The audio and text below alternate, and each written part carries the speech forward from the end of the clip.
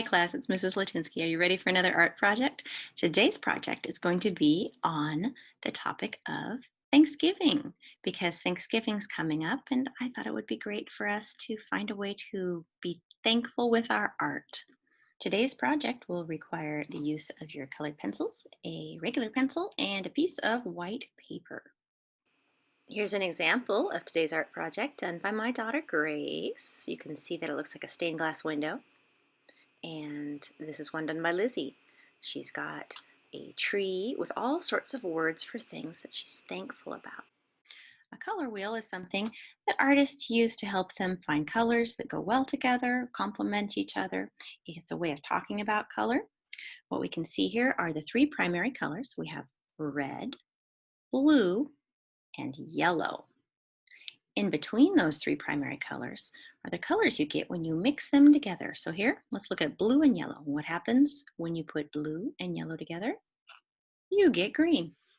Let's do that with these two primary colors. Red and yellow combined make orange. Right in between. The secondary color right here is orange. Primary color with the secondary color happening when they get mixed together. Let's do it one more time. Here's two more primary colors, red and blue. When you take these two primary colors and you mix them together, what do you get? You get the secondary color, purple. Now here's a fun little factoid about the color wheel. When you take this half of the color wheel, you are looking at warm colors, red, oranges, yellows. Those are considered warm colors. I like to think of warm colors like fire. You see these colors like in fire, and well, fire is very warm. In fact, it's quite hot. Now, let's look at the bottom part of the color wheel. Can you see that? What do we see on the bottom part? Well, we see more cool colors. We see purple, blue, green. The top half of this color wheel is warm. The bottom half is cool. And guess what? That's the same thing that's going to happen with our drawing today. Check it out. The top part of this drawing is going to focus on the warm colors. We've got red, we've got orange and yellow, and different shades of red and yellow mixed in there. But the bottom part is going to have some cool colors. We've got the greens and the purples and the blues and the light blues and all mixed down here. So we're going to separate the warm from the cool. I'd like to introduce you to one of my favorite artists. His name is Comfort Tiffany. He was an artist in New York City. He was born in 1848 and he lived until 1933. He was largely a part of a movement of art called Art Nouveau. It's a certain style of art during the 1920s. And he was famous, even though he was an excellent painter, he's most famous for the inventive way he could use glass to make beautiful works of art. Sometimes it was lampshades out of glass, sometimes it was stained glass windows. And let me show you my very first Tiffany window or work of art I got to see in real life. You could see this too at the Metropolitan Museum of Art called the Met in New York City. And this was done in 1908. I want you to pay attention to the fact that Tiffany used trees in this painting. You can see these are magnolia trees. He called this magnolia and irises. Irises are the kind of flowers you'll see along the bottom there. They're kind of purplish. Notice how the irises and the water right behind it are very cool colors. There's greens and purples and the blue of the water and the green of the trail down here. By the way, this isn't a painting. This is all glass, special colored glass he uses and pieces all these gorgeous little colorful pieces together and into one large window. Can you imagine having this in the window of your house? How colorful and beautiful the light would be. We have a bit more warm colors in the sky. He brings in a bit more yellows and kind of almost even a reddish, a little purplish too, but more warmer colors in the sky and cooler colors down below. And that's what we're going to go for a little bit in our artwork. I also want you to pay attention to something that he does here with his colors. Down below, we look and see cool, and we follow this brown up. It creates a sense of movement in the painting, first with the lines of these trees. It makes our eyes go upward, upward, upward to all these connecting colors up here. I thought that when I went to New York City, that was going to be the first time I ever got to see a Tiffany glass window in person, but that wasn't true. I didn't realize that The place that I worked at a school. It was called the University of Vermont, and I was a college instructor there, like I am now. This was it. This is a place called the John Dewey Lounge. I worked in this building and walked by this window every single day, and my office was right above it. I saw this window every day and didn't realize that even though I wanted so desperately to see my very first Tiffany window in person, I was seeing it every day.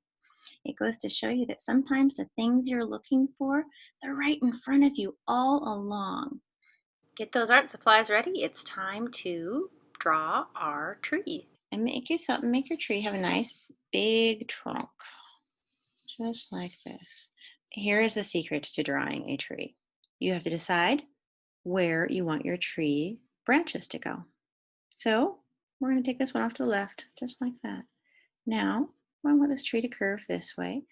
And this tree, it's really great if you have this tree go off the sides of the page. It's like we're zoomed in close on the tree. Okay, and I think I'm going to have this branch go here, but I'm going to also have it curve up here. I like that. So I have just one main branch here. Maybe I'll have another branch here off to the side.